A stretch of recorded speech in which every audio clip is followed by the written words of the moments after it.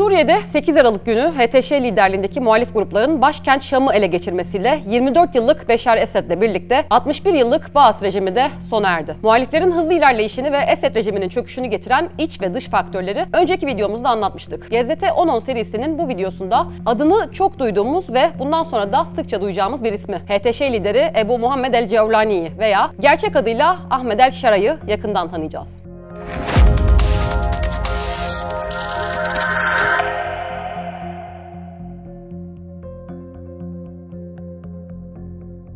Babası Hüseyin el-Şara 1944 yılında Golan Tepelerinin güneyindeki Fik kasabasında doğdu. Bölgenin toprak sahiplerinden olan ailesi 1967 yılında İsrail'in Golan Tepelerini işgalinin ardından sürgün düştü. Hüseyin üniversite eğitimini Irak'ta Bağdat Üniversitesi İktisat ve Siyaset Bilimi Fakültesinden aldı. 1970'li yıllarda Suriye'de petrol şirketi ve Petrol Bakanlığı'nda çalışan Hüseyin el-Şara 1979 yılında Suudi Arabistan'a yerleşti ve Petrol Bakanlığı'nda danışman olarak çalışmaya başladı. 3 yıl sonra Ebu Muhammed el-Cevlani veya gerçek adıyla Ahmed el-Şara dünyaya geldi. Hüseyin el-Şara 1989 yılında Suriye'ye kesin dönüş yaptı ve Şam'ın nispeten üst orta sınıfının yaşadığı Mezze mahallesine yerleşti. Burada Cevlani isminin farklı telaffuzları konusunda kafa karışıklığını gidermek adına bir parantez açalım. İsrail işgali altındaki bölgeye biz Türkçe'de Golan diyoruz. Arapçada ise bu bölgeye Cevlan deniliyor. Golanlı manasındaki kelimenin Arap medyasında Culani veya Cevlani şeklinde lehçeden lehçeye farklılık gösteren telaffuzları mevcut. Biz bu videoda Suriye'de yaygın olarak kullanılan Cevlani'yi esas alıyoruz.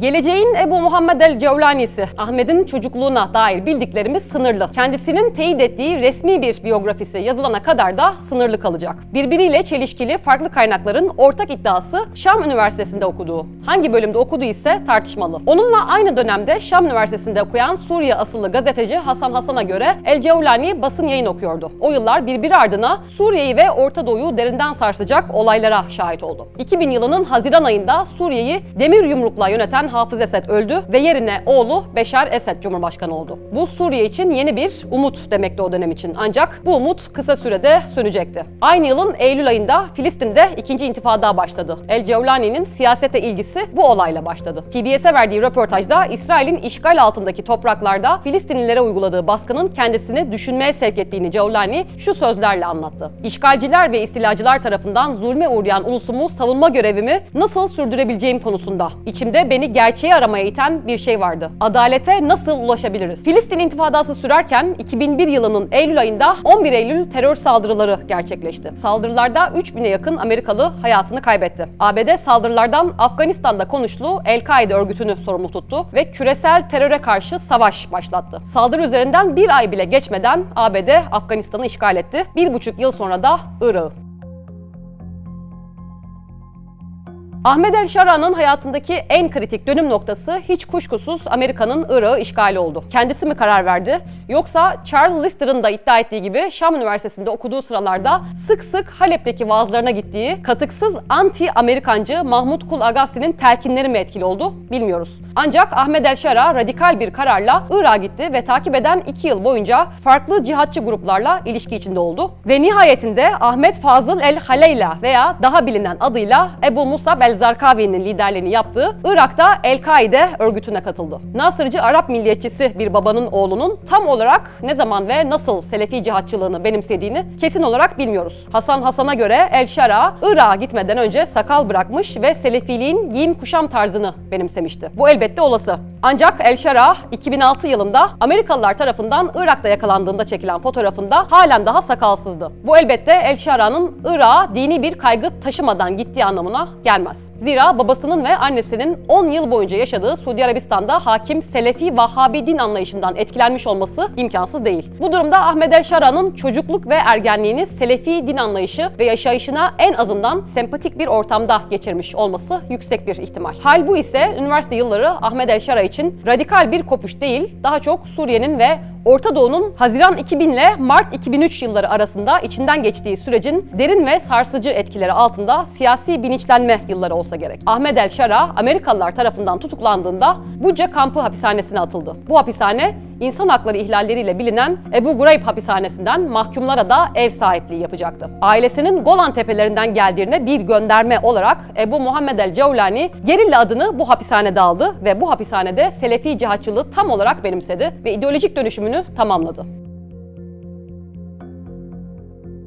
El-Cevlani hapisteyken Irak'ta El-Kaide örgütü de dönüşmüş ve artık Irak'ta İslam Devleti olarak bilinen Devletül İslamiye fil Irak adını almıştı. El-Cevlani hapishanede bir iddiaya göre 2 yıl, başka bir iddiaya göre 5 yıl kaldı. Ancak onu tarih sahnesine çıkaracak adımı 2011 yılının yaz aylarında attı. Örgütün Suriye kolunu kurmak, cihadı bu ülkede de yürütmek amacıyla ülkesine geri döndü. Bu tarih itibarıyla Suriye'deki Esed rejimi Mart ayında başlayan sokak protestoları ile sarsılmış ve şiddete başvurmaya başlamıştı. Suriye'deki ilk aylarını örgütünün altyapısını kurmaya adayan El-Cevlani, 2011 yılının Ekim ayında kısa adıyla Zafer Cephesi anlamına gelen Cephet el-Nusra'yı kurdu ve takip eden haftalarda rejimin güvenlik güçlerine saldırılara başladı. Ancak örgüt kuruluş açıklamasını bizzatihi El-Cevlani'nin ağzından yayınladığı video kaydıyla 3 ay sonra 2012 yılının Ocak ayında yaptı. Açıklamada El-Cevlani Esed rejimine karşı cihat ilan ediyor, ılımlı muhalefete destek verenleri eleştiriyor, İsrail ve İran'ı Sünni İslam'a karşı mücadele yürütmekle suçluyordu.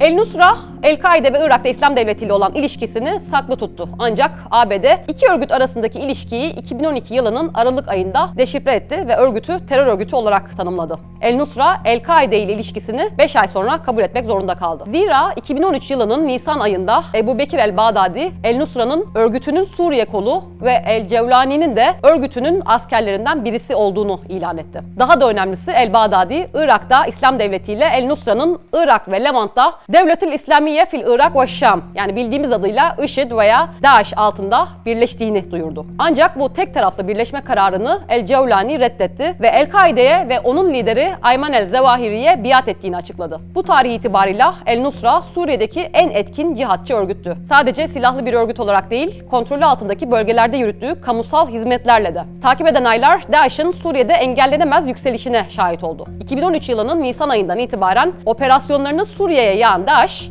2014 yılının Eylül ayı itibarıyla ülkenin kuzeydoğusunun neredeyse tamamını kontrolü altına aldı ve El-Nusra'nın da aralarında olduğu diğer muhalif örgütleri ülkenin kuzeydoğusu ve güneydoğusunda sıkıştırdı. DAEŞ'in kontrol alanını daha da genişletip El-Nusra ve diğer cihatçı grupları tamamen yok etmesi aslında imkansız değildi. Ancak aynı dönemde topraklarını Irak'ta da genişleten ve burada hilafet ilan eden DAEŞ'e karşı Amerika'nın 2014 yılının Haziran ayında başlattığı askeri müdahale ve Eylül ayından itibaren Suriye İç Savaşı da müdahil olması DAEŞ'in çöküş sürecini de başlattı ve Suriye'nin kuzeydoğusunda sıkışan cihatçı örgütlere can suyu oldu.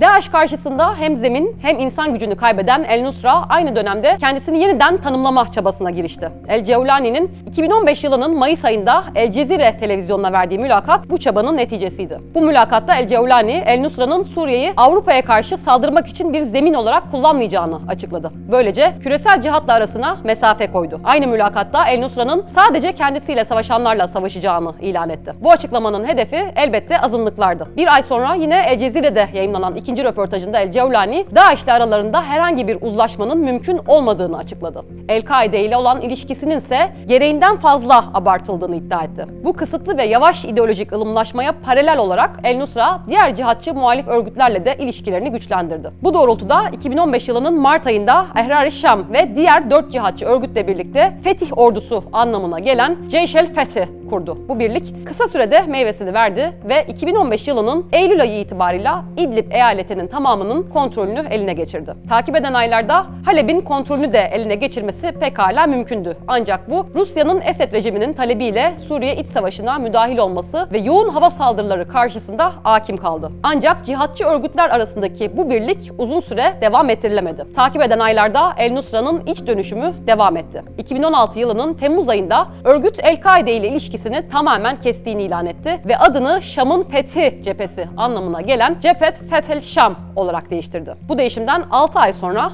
2017 yılının Ocak ayında Ehrar-ı Şam'dan ayrılan Ceyş el-Ahrar ve diğer 2 cihatçı örgütle kalıcı olarak birleşti ve adını Şam'ın Kurtuluşu Örgütü anlamına gelen Heyet Tahrir Şam, kısa adıyla HTŞ olarak değiştirdi. Heyet Tahrir Şam takip eden aylarda Ehrar-ı Şam başta olmak üzere rakip örgütlere karşı harekete geçti ve 2017 yılının Temmuz ayı itibarıyla İdlib eyaletinde tam hakimiyetini tesis etti. Aynı yılın Kasım ayında Suriye Kurtuluş Hükümeti'ni kuran Tahrir el-Şam böylece İdlib eyaletinde sivil idareye geçiş yaptı. Takip eden 7 yıl boyunca Suriye Kurtuluş Hükümeti İdlib'in yönetimini üstlendi. Genel kanı Suriye Kurtuluş Hükümeti'nin İdlib'de başarılı bir yönetim gösterdiği, hızlı bir kalkınma sağladığı ve altyapı yatırımlarıyla daha yaşanılabilir bir bölge haline getirdiği. Küçük bir bölgede dahi olsa bu devlet inşası ve belediyecilik tecrübesinin HTŞ'yi bir sonraki ve daha büyük bir yükü taşımaya hazırladığına şüphe yok. Muhaliflerin Esed'i devirmesinden sonra El-Cevlani, kamuoyunda takma adı yerine artık gerçek ismi olan Ahmed el-Shara'yı kullanmaya başlayarak aslında kendi kişisel tarihinde de bir milat yaptı. Bu, 2016'ya kadar yüzünü göstermeyen, sonraki yıllarda yabancı basına verdiği röportajlarda yüzünü artık açıkça göstermeye başlayan El-Cevlani için şüphesiz önemli bir mesaj. Halep'in ve Hama'nın alınmasından sonra ilk röportajını CNN International kanalına veren El-Cevlani, burada ilk kez gerçek adı Ahmed el-Shara ile kamera karşısına geçerek konuştu. Artık El-Cevlani gitmiş, muzaffer bir komutan olarak Ahmed el-Shara gelmişti. Şu anda en çok merak edilen Suriye'yi yönetmek için devrimci zihniyetten devletçi zihniyete geçilmesi gerekiyor diyen Ahmed el-Shara'nın bundan sonra ülkeyi nasıl yöneteceği, azınlıkların hakları, kadın hakları gibi alanlarda ne gibi adımlar atılacağı. Bu ise Ahmed el-Shara'nın ideolojisine bir bakış atmayı gerekli kılıyor. Ahmed el-Shara'nın cihatçı selefiliği benimsediğini söylemiştik. Peki bu tam olarak ne anlama geliyor? Türkiye Diyanet Vakfı İslam Ansiklopedisi'ne göre cihat kelimesi dar anlamında Müslüman olmayanlarla savaş anlamına gelmekte ve daha çok savunma amaçlı olarak kullanılmakta. Selefilik ise İslam Ansiklopedisi tarafından itikadi konularda Kur'an ve sünnetin lafzına bağlı olan ve tevili veya yorumlamayı kabul etmeyen akım olarak tarif edilmekte. Cihatçı selefilik iki köklü kavramın çağdaş bir sentezi. Bu sentez cihadın kapsamını, görünüşte Müslüman ancak özünde Müslüman olmadığına inanılan siyasi iktidarlar ve onları destekleyen halklara karşı da yürütülebileceğini iddia ederek oldukça genişletti. Ve aynı sentez İslam hukukunun aynen çağdaş hiçbir yorumuna kapı açmadan uygulanmasını savunmakta. Bu anlayışın en çarpıcı uygulamalarını Suriye ve Irak'ta DAEŞ sundu. Aynı gelenek içinden çıkan ve liderliğini El-Cevlani'nin yaptığı Heyet Tahrir el-Şam'ın Suriye'nin geleceğini ne derinlikte ve çapta cihatçı selefi sentez ile yoğurabileceği haliyle endişe konusu. El-Cevlani'nin başından beri pragmatist bir yaklaşımı olduğu göze çarpmakta. Bu pragmatizmin gereği olarak El-Kaide'ye biat etmişti. Yine aynı pragmatizmin gereği olarak örgüt içinden kopuş tehlikesini göze alarak El-Kaide ile ilişkisini kestiğini ilan etti. El-Shara'nın bu pragmatizmini devam ettirip ettirememesi ise bir nebze de olsa Türkiye ile ilişkilerine bağlı. Türkiye, 2016 yılının Ağustos ayında 7 ay sürecek Fırat Kalkanı operasyonunu başlatmıştı ve Amerika'nın desteklediği terör örgütü PKK-YPG'nin Suriye'nin kuzeyinde kontrol alanını genişletmesini engellemişti. Türkiye, takip eden yıllarda da Kuzey Suriye'de kapsamlı askeri operasyonlarına devam etti ve burada Suriye Milli Ordusu'nun kontrolü altında güvenli bölgeler yarattı. Böylece İdlib eyaleti batıdan Türkiye'nin Hatay iliyle, kuzeyden de Türkiye'nin kontrolü altındaki Suriye Milli Ordusu tarafından çevrelenmiş oldu. Türkiye ayrıca 2017 yılının Ocak ayında Rusya ve İran'la birlikte Suriye'de barışı yeniden tesis etme amacıyla Astana barış görüşmelerini başlattı. Bu süreç HTŞ'nin kendi içine dönmesi ve nispi bir barış dönemi yaşaması fırsatını sundu. Diğer bir deyişle HTŞ, İdlib eyaletinde edindiği değerli devlet inşası deneyimini büyük ölçüde Türkiye sayesinde yakalayabildi. Bunun ötesinde Türkiye'nin HTŞ üzerinde bir etkisi ve nüfuzunun olduğu uluslararası gözlemcilerin sıkça vurgu yaptığı bir konu. Türkiye Cumhuriyeti'nin Dışişleri Bakanı Hakan Fidan'ın NTV televizyonunda söyledikleri, yine Fidan ve MİT Başkanı İbrahim Kalın'ın son Suriye seyahati bu genel kanıyı teyit eder nitelikte. El-Cevlani'nin aslında en başından beri pragmatist bir yaklaşımı olduğunu iddia etmek pekala mümkün. Haliyle Türkiye'nin ateşkesi uygulamak üzere İdlib'e ilk kez girdiği 2017'deki anlaşmadan bu yana El-Cevlani'nin var olan pragmatist yaklaşımını güçlendirdiği ve ılımlılaştırma sürecini hızlandırdığını da söyleyebiliriz. Bundan sonrası ise yine Türkiye ile ilişkilerinin nasıl evrileceğine bağlı olarak şekillenecektir. GZT 10-10 serisinin bu videosunda adını çok duyduğumuz ve bundan sonra da sıkça duyacağımız bir ismi, HTŞ lideri Ebu Muhammed el-Cevlani'yi veya gerçek adıyla Ahmed el-Shara'yı yakından tanıyacağız.